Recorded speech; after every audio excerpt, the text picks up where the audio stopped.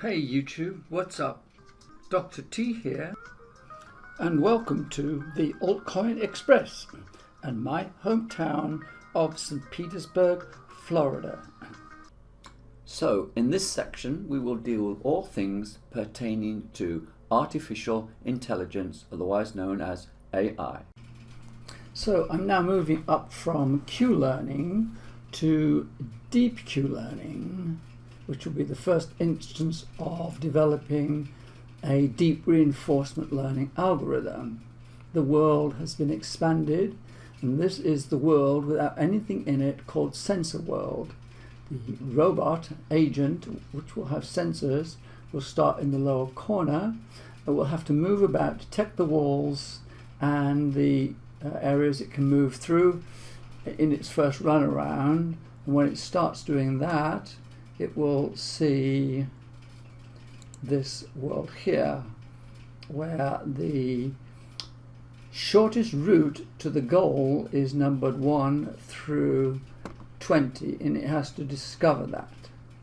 Now, the next stage is to develop an agent, put it into an environment, develop its sensors, activate them, detect the walls, and move the agent, and that will be done on a smaller area for efficiency and code development. And what we have is this world here. This is going to be its start world in the developmental phase. It'll start in the lower right hand square. Once activated and run, the agent will appear. It'll then put out sensors, detect the surrounding environment. It will then activate the presence of the walls and the blocks it can't move into.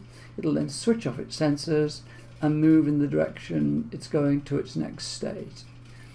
And we'll show that. And the code for this, which is going to be on GitHub and presented in this vid, shows our initialization, the start world, which we've just looked at, then the sensor robot, which will have its sensors put in. It will then have its beams activated, and the last beam will be in red because it detects its environment. The environment will then be put in, 3 walls and a grey block.